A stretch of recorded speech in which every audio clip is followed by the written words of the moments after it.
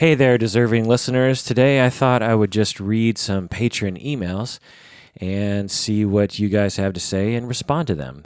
This is the Psychology in Seattle podcast. I'm your host, Dr. Kirk Honda. I am chair of the Couple and Family Therapy Program at Antioch University, Seattle, and I'm also a licensed therapist. If you haven't already, please become a patron of the podcast by going to patreon.com and clicking on the Psychology in Seattle site. I'm guessing maybe you just have to enter it into a search box of some sort. Go to patreon.com, Psychology in Seattle. Become a patron of the podcast. It just means that you become a monthly pledger of some amount and you become a patron, which is our favorite sort of listener. And then you get access to our premium episodes. You probably are aware of the fact that several episodes are only available to patrons of the podcast. And so if you want access, please become a patron. More and more of you are becoming patrons every day, and that is really quite exciting. I always get a little update, and then I like to send a little message to you guys. And it's fun to create a community of like-minded people, and it's a wonderful feeling to be a part of that community. So please become a patron by going to patreon.com. Okay, the first email I want to read is this one. If you remember the episode titled "A Therapist Has Sex with His Client," this is the listener who wrote in about that, and she says, "Just writing to let you know that my former therapist, who had sex with her, long story short, they had a romantic interest in each other during treatment when they were client therapist, and they terminated the therapeutic relationship, began a romantic and sexual relationship. It went very badly. They broke up, and she was quite harmed by the experience." So again, she says, "Just writing to let you know that my former therapist has been suspended from working in any healthcare facility owned by the state. His professional association has put him in some form of treatment focused on understanding what happened and making sure it doesn't happen again. Also, his license to practice is most likely being revoked. An investigation has found that he committed a serious patient injury due to malpractice. As for me, I'm making great progress in therapy. I'm not saying what happened was in any way good, but it did kind of force me to actually deal with my issues. I now have a therapist who's superbly competent in handling all the ways in which I try to escape therapy instead of being pulled into it all." End quote. So good for you. I'm so glad that this is working out for you. I'm glad that you found another therapist. I'm pretty sure you were actually writing in asking if you should actually find another therapist, or you were saying that you were not necessarily trusting you weren't trusting therapists to actually treat you well because your former therapist had been exploitative of you, which is totally understandable that you would be worried about that. So I'm really glad that you found a therapist who does not get pulled into it all. And frankly, that's the norm. Most therapists do not get pulled into these kinds of situations. Most therapists would never even think about engaging in a thought about having sex with a client, let alone actually doing it. So I'm glad that you're healing and recovering from that. And as a part of the psychotherapeutic community, I apologize to you and everyone else out there who's been harmed by therapists. It's a hard, terrible thing, and it is unacceptable. It is not acceptable for these sorts of things to be happening. We're supposed to be professionals. We're trained. We have ethical guidelines. We have very specific ethical lines that we are not supposed to cross. Having sex with a client is one of those. And for those that do it, I say, shame on you. You should be, in the Game of Thrones sense, stripped bare and made to walk through the streets of King's Landing while someone rings a bell behind you while they slowly chant the word shame over and over again. Perhaps even the villagers should throw rotten fruit and crap at you. For you Game of Thrones people, that's a reference for that. But, that's obviously not what I'm actually recommending. So understand that's a joke. But it is shameful and ridiculous. As I have said in other episodes, there is a thing called online dating, people. And if you're a therapist and you're finding it hard to find a romantic partner, why are you looking to your clients to fulfill that need when there is such a thing called online dating? It is ridiculous in today's day and age that you would do that. There are plenty of fish in the sea, and I think there's literally a website called Plenty of Fish in the Sea that is a dating website for you to find these other fish. So stop having sex with your clients, please. Okay, so here's another email from patron Dr. Juan, who I believe is a physician. Dr. Juan says, during my research to find guidance on certain marital issues I was dealing with, I came across many ideas. I found Bowennian theory to be very helpful for me. I found transactional analysis also interesting. In particular, the idea in transactional analysis called life scripts, or life scripts. Do you have any comments on or use for this approach? So let me talk a little bit about transactional analysis. I will say that it's not something that I know that much about, but here's what I do know about it. It was developed in the 1950s by Eric Berne. Basically, he said that verbal communication is at the center of human social relationships, which kind of sounds like a no duh, but it might have been a little revolutionary at the time in the 1950s in psychology and psychoanalysis and psychotherapy to discuss communication. That's all we talk about today, but back in the day, that was not the emphasis. So Eric Berne was among many people at the time that were trying to emphasize human relationships as the basis for the human experience and dysfunction and pathology. Basically, it's called transactional analysis because it analyzes communicational transactions between people. So transactional analysis, or communication analysis between two people. Put simply, Eric Berne analyzed the processes of I do something to you, and you do something back to me, and then I do something back to you, and then you do something back to me. It's a simple way of breaking down that transaction and trying to understand the human experience through that lens. He had a whole system and a whole language for analyzing this back and forth. Eric Berne also said that each person is made up of 3 alter ego states, and they're similar to Freud's id, ego, and superego. The parts are parent, adult, and child. And I won't go into detail on that, but it's might be sort of intuitive what that was all about.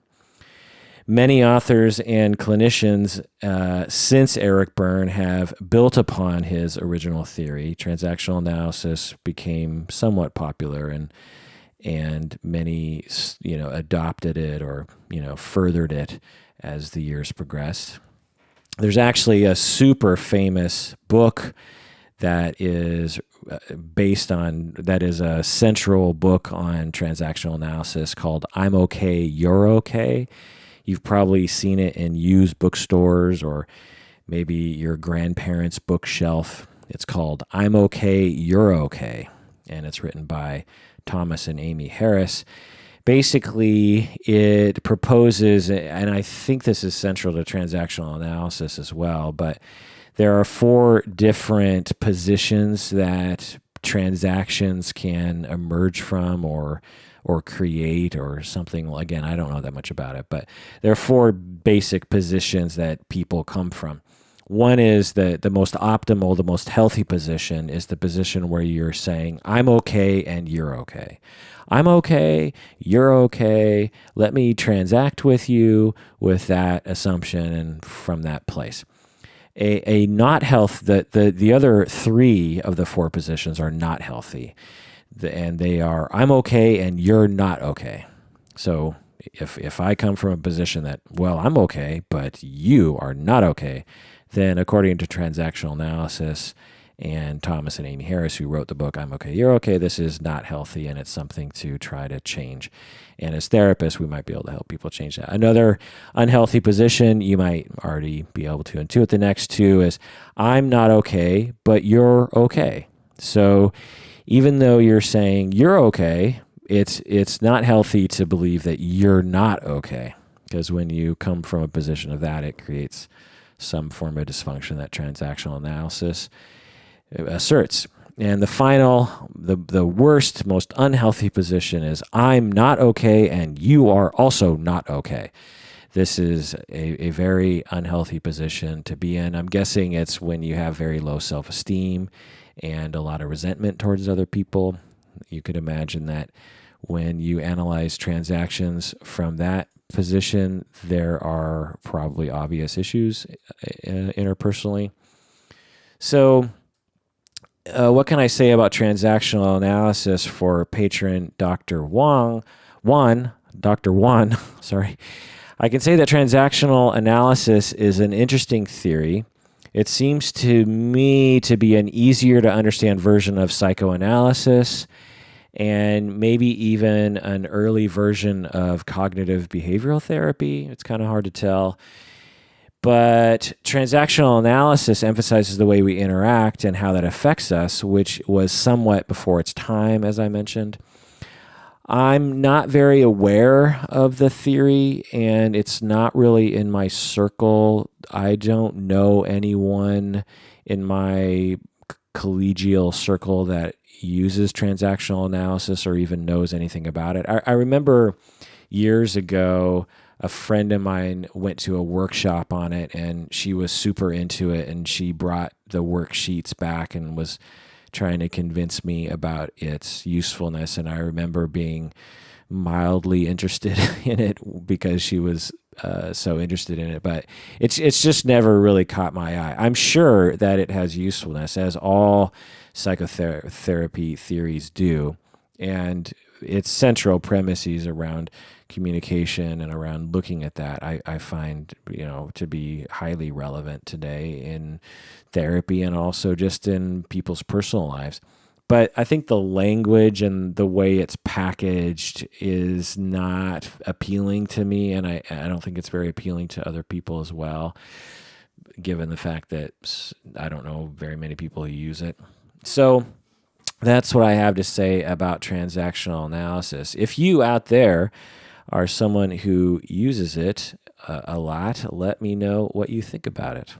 Okay, so here's another email from patron Bethany. She wrote in a long time ago, looks like last December. Patron Bethany wrote in and said, I really love the start of your episode on borderline personality disorder. I believe that my father is a borderline person, and I was desperate for more information, so thanks for the episode. Well, patron Bethany, you are very welcome. I have received a lot of feedback from people regarding the borderline personality disorder podcast. It is a rare condition, but is very destructive to relationships and to everyone involved. It's particularly destructive to the person with the disorder, but it's also destructive to people around those people. I can't tell you how many people will come forward to me and say, after I talk about borderline or borderline traits, because really, often what people experience is not full-blown borderline personality disorder. What they experience is what we call subclinical borderline traits, and it's when someone has traits of borderline personality disorder, but not the full-blown disorder, and they don't qualify for it. And you could make the argument that they actually do qualify because personality disorder criteria are really quite squishy and vague. But anyway, the point is that there are a lot of people that don't have, say, the classic full-blown borderline personality disorder that have a lot of issues in their life. Most notably, they feel hurt very easily and become what they believe to be justifiably very angry at people around them. And they also are quite seductive to people because, like anyone else, they really need security and attachment in their life. They're very interested and empathic, and they're very interested in having solid, secure relationships, but at the same time, they're overly sensitive to being rejected and abandoned. And when they perceive abandonment, they react with extreme hurt and then extreme anger. And sometimes that can be very vindictive. There can be revenge in there. And to people around these people, it can be very concerning and crazy making. It can really make you go crazy, not in the clinical sense, but it makes you feel like you're going crazy. When you're around someone with borderline traits, significant traits, you will start to feel crazy. You'll start to question yourself. You'll start to think it's your fault. You'll start to think that you're a terrible person. And if you're isolated, particularly, then it gets even worse. And you become wholly convinced that there's something terrible about you, because when someone around you is frequently being hurt and angry at you and criticizing you, then you start to think, well, geez, I'm a terrible person. I'm a very insensitive person, and there's something wrong with me. Why can't I seem to help this person that I love feel secure in the relationship? How come I can't? How come all my efforts are not good enough for this person? It must be because I'm not good enough, or I'm stupid, or I'm a terrible person, or something. And it's very distressing. It's also very distressing for children, because borderline parents will be hurt by their children. For some people with mild borderline traits, they manage to manage it with their kids and don't let it affect their children as much as their romantic partners. But it can definitely happen with kids. It can happen at work. It can happen everywhere. So there were a lot of people, when I made the episode about borderline, that emailed me and said that they appreciated it. And people with borderline emailed me as well. They would say, you described borderline very well, and the thing that I really liked about it is that you seem to have a lot of compassion for people with borderline, and I do. Because in my experience, the 100% of the time, people with borderline traits are suffering from a traumatic history of being abandoned as children, and therefore have justifiable reasons for being sensitive to that. If someone comes back from a war in Afghanistan and they're sensitive to loud noises and guns and violent movies, you would say, well, yeah, that makes sense. He's sensitive to that. He should be protected from that. And when he experiences those kinds of things, he is going to have a reaction that is not going to be very functional in his life. He might, withdraw. He might become depressed. He might become angry. He might start drinking a lot to cope. Well, if you were significantly abandoned as a child or emotionally neglected in some way, then you are naturally very sensitive to being abandoned and neglected in your adult life. And when somebody in your life, and people have small abandonments all day, every day, like an example is you come home from work and you're expecting your spouse to be home at 5:30, and it's now 6 o'clock and your spouse isn't home yet. And now it's 6:30 and your spouse isn't home yet, and your spouse hasn't called or anything. Well, for that is a very slight abandonment and rejection, because your spouse hasn't contacted you and said, "Oh, I'm late" or something. Now, for people who don't have trauma regarding being abandoned, they don't even notice this. They don't even notice that the person hasn't come home. They go, oh, it's 6 o'clock. Oh, well, she's probably just finishing something at work. I'm sure everything's fine. She'll be home soon. But for people who have been traumatized in this way, similar to the veteran from Afghanistan, when this happens, it triggers this trauma and they feel all of that original relational trauma that they experienced as children, and it all comes flooding back to them. And they don't understand it in all likelihood. They just feel it, and they don't connect it to their childhood because it doesn't make any logical sense. And so they connect it logically to their spouse, and they say, geez, I feel so terrible and so abandoned because my spouse did not come home on time. And therefore, my spouse has done something terrible to me. And when my spouse comes home, I'm going to let her have it. I'm going to let her understand that what she did was so wrong because look how I feel. I feel so terrible.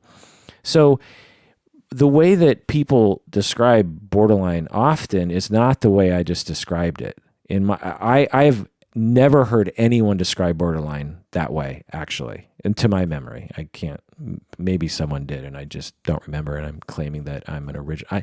I can't be the only one that's describing it this way, but the vast majority of people who describe borderline describe it as, they'll say, well, borderline people, they have issues, and they're overly dramatic, and everything's about them, and they can't let things go, and they're passive aggressive and hostile and just terrible human beings. That's the way I've heard clinicians, psychiatrists, therapists, counselors, social workers, professionals talk about people with these traits in that way. Very much so. Even in clinical meetings, they'll say things along those lines. It's appalling. I often will tell my supervisees this ridiculous statement. I just keep repeating it. I just keep saying, people come to therapy because they have issues. They come to therapy because they have problems. And when someone with borderline comes into therapy, they bring their sensitivity to abandonment with them. They can't leave it at home. It comes with them. And when you as a therapist do something that they perceive as a slight rejection and they get hurt and they react against you, that's just part of the game, my friend. That's what therapy is about. And that's when you've joined the client well enough so that the relationship is intense enough so that the client actually is starting to transfer with you. And now you actually can begin therapy. But for the vast majority, I can't say that. For many clinicians that I've experienced, and according to the literature, when they run into this situation with people with borderline, they react quite negatively because it's very distressing. It's not easy as a therapist to deal with this, but we're professionals. We're supposed to be able to deal with it, or at least seek consultation to be able to deal with it or something. But anyway, it's very distressing. And then the therapists end up targeting the client with their anger and saying, well, because essentially the therapist is now feeling terrible because the client is attacking the therapist, and the therapist says, well, it can't be my fault. It must be the client's fault. So this client is a terrible person. How can I get rid of this client? And then they start talking crap about them. So anyway, a lot of people in response to me talking about borderline have responded. And I really just want to advocate for people with borderline. They deserve to be treated well, and they deserve proper treatment. And the other thing is a lot of people think that people with borderline can't be treated, but that is just empirically not true. There are plenty of examples and data to support the reality that people with borderline traits or full-blown borderline personality disorder can be symptom-free with proper treatment. It does happen. Because especially when you understand the foundation of it, when you describe it the way I describe it, as a sensitivity to abandonment, well, that seems like something therapy could help with, right? seems like you could tackle that. But the way that it's typically described is it's a pervasive personality problem, a characterological issue that runs so deep into their personality it cannot be extricated and not be changed. And it involves, these symptoms, and they will not go away. A pervasive personality characterological disorder. When they're described in that way, it connotes a pessimism to treatment that is just not the case, people. It's not the case. But it requires a very specialized therapist to be able to deal with it, someone with a very specific expertise and someone with very specific consultation and supervision and support around them. Because even the most differentiated, most expert of therapists who treat borderline effectively will have stress from treating people with borderline, because it is very challenging countertransference-wise. Partially because clients with borderline traits will often really complement therapists, because again, the way it's described often in a negative way is, well, they're trying to trick you into engaging with them so they can get you wrapped up in their drama. But that's ridiculous. The reason why borderline clients will often be very complimentary to their therapist and really attach themselves to the therapist and say, man, you're such a great therapist. I really appreciate what you're doing. The reason why they do that is because they're so sensitive to rejection, and they've been rejected so much that when they find a therapist that is even halfway compassionate, they really take to that therapist and they soak it up, because it's what they need to heal themselves. And so when therapists experience this positive transference from the client, it inflates the therapist's ego, and they start going, wow, I'm a great therapist, and look how wonderful I am, and this client really, really appreciates me. And then suddenly the client will perceive some slight abandonment by the therapist and will be very hurt because that trauma is triggered from their childhood, and they lash out often. And they lash out in very effective ways and very sudden ways, and ways that traumatize therapists.